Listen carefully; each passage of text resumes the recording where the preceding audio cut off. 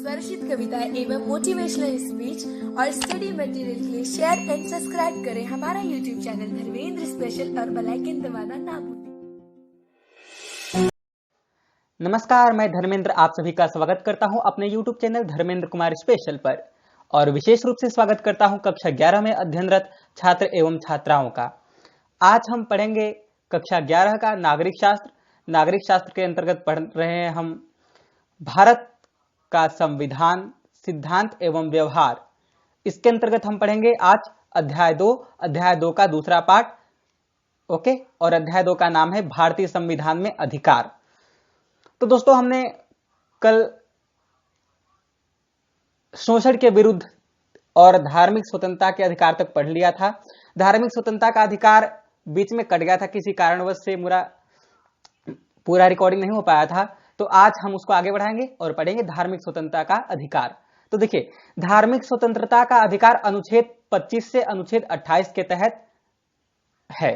ठीक है, यानी अनुच्छेद 25 से अनुच्छेद 28 के तहत धार्मिक स्वतंत्रता के अधिकार का वर्णन किया गया है और इसमें यह बताया गया है कि हम अपने धर्म को अपने तरीके से मान सकते हैं। यहां पे ये कोई नहीं कि ऐसा कहे कि तुम अपने धर्म को इस प्रकार से मानो तो आप उसके कहने पे उस तरह से मानना शुरू कर देंगे, ऐसा नहीं है। आपकी जैसी मर्जी, आप वैसे अपने धर्म को मान सकते हैं। जी हाँ, अपने अपने तरीके से सभी लोग अपने धर्म का क्रियाकलाप कर सकते हैं। देखिए, कर्मकांड चाहे मुस्लिम धर्म हो या हिंदू धर्म हो, हर एक धर्म का अपना अपना एक रीति रिवाज होता है और उसी के अनुसार लोग अपना कर्मकांड कर सकते हैं। अच्छा, उसी प्रकार अब पूजा अर्चना भी लोग अलग अलग तरीके से करते हैं, तो अपने अनुसार सब कर सकते हैं। और इसमें मेन एक पॉइंट है कि अपने धर्म का प्रचार भी कर सकते हैं। देखिए, आप अपने धर्म का प्रचार तो कर सकते हैं, इस बात का ध्यान रखें, लेकिन जब आप अपने धर्म का प्रचार करें तो आप इस चीज का विशेष ध्यान रखें कि हमारे धर्म का प्रचार करने से किसी का कुछ क्षति तो नहीं हो रहा है या किसी को कुछ गलत तो नहीं लग रहा है। अब आप अपने धर्म को प्रचार प्रसार कर रहे हैं, अपने धर्म का अच्छा बता रहे हैं और दूसरे धर्म को खराब बता रहे हैं, तो ऐसा नहीं कर सकते, ये कानूनन अपराध है। ओके, तो आई होप समझ में आया होगा धार्मिक स्वतंत्रता का अधिकार।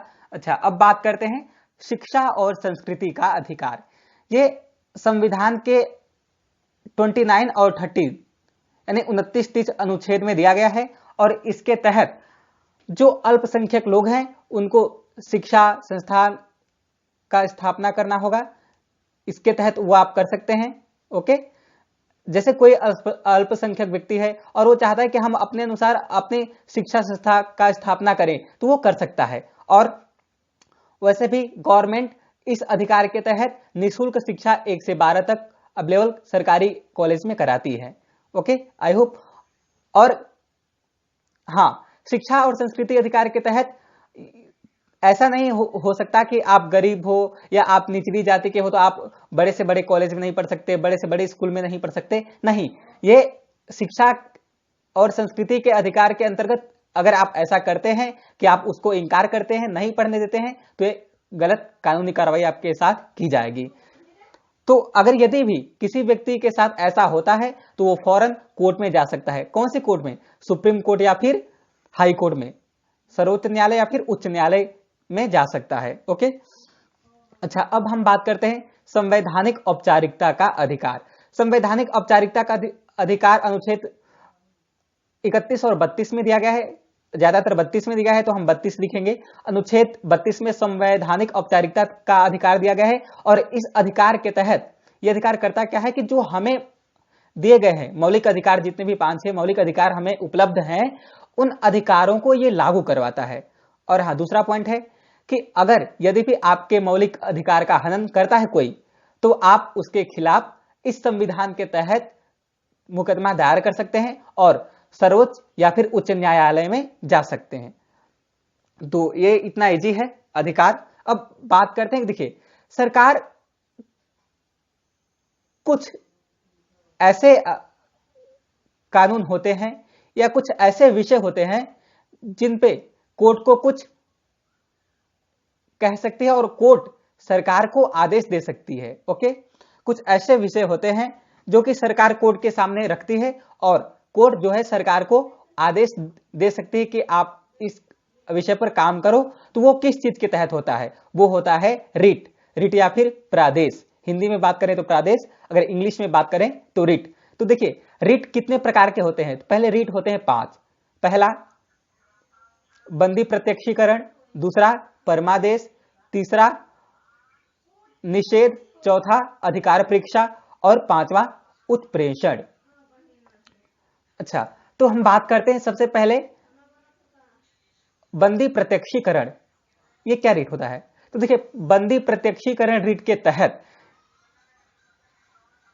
यदि कोई भी व्यक्ति गिरफ्तार होता है या फिर किसी भी व्यक्ति को गिरफ्तार किया जाता है तो उस रिट के तहत या उस प्रादेश के तहत जो न्यायालय है, चाहे उच्च न्यायालय हो या फिर सर्वोच्च न्यायालय हो, वो गिरफ्तारी व्यक्ति को अपने पास बुला सकते हैं न्यायालय में, और यह जांच करेगी कि उस व्यक्ति को सही ढंग से गिरफ्तार किया गया है या नहीं, या फिर बेगुनाह है या निर्दोष है। यदि निर्दोष वगैरह कुछ ऐसा पाया जाता है तो उसे इस रिट के तहत जो न्यायालय हो मुक्त कराने का आदेश दे सकती है। अच्छा, अब बात करते हैं परमादेश।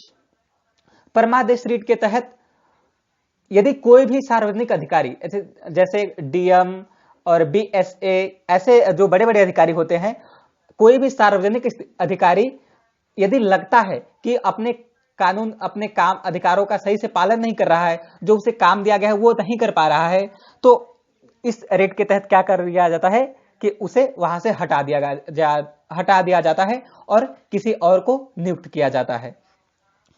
ओके, तो ये सब रिट बहुत आसान है और आपके काम के हैं। अच्छा, तीसरा रिट आता है निषेध।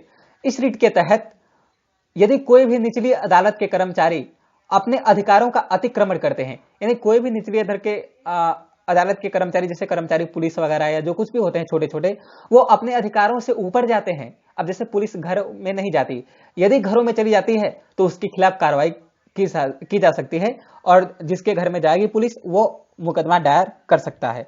तो यदि ऐसा करता है तो उसके खिलाफ कार्रवाई की जा सकती है और उसे उसके पद से हटाया जा सकता है।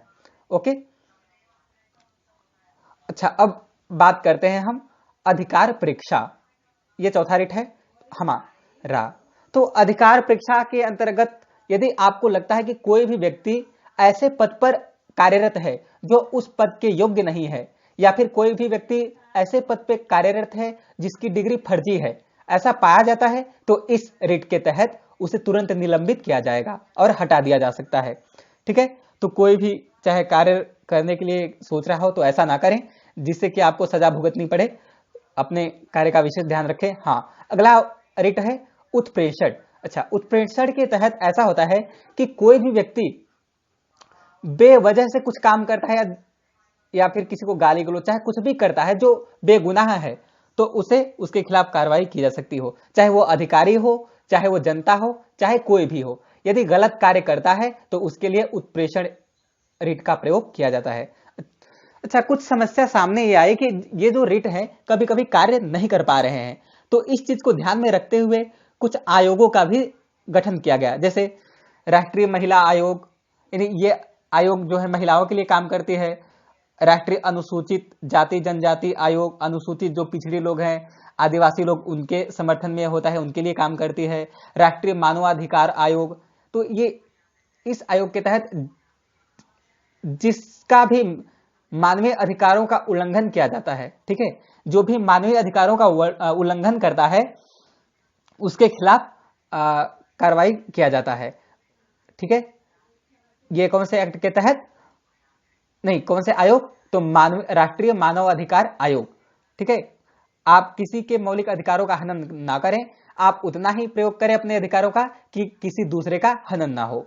तो आई होप ये सारे टॉपिक बहुत ही बेसिक टॉपिक थे और आपको समझ में आए होंगे। यदि समझ में आए तो like, subscribe, share and comment जरूर करें। हाँ, एक बात ध्यान रखें कि वीडियो को पूरा वॉच करें और पेन कॉपी साथ में लिया करें ताकि कोई भी पॉइंट मिस ना हो, क्योंकि मैं सिर्फ लेक्चर देता हूं, मेरे पास कोई बुक नहीं होती है, बस ऐसे ही मैं बैठता हूं और लेक्चर देता रहता हूं। ओके, तो आपको थोड़ी सी कठिनाई होगी, इसलिए आप ध्यान से सुने और वीडियो को दोबारा देखें।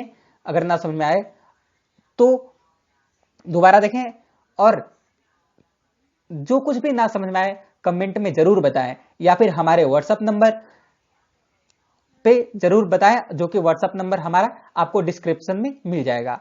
तो आई होप आपको वीडियो पसंद आया होगा। तब तक के लिए दीजिए इजाजत। नमस्कार। जय हिंद, जय भारत, वंदे मातरम। नमस्कार, मैं धर्मेंद्र आप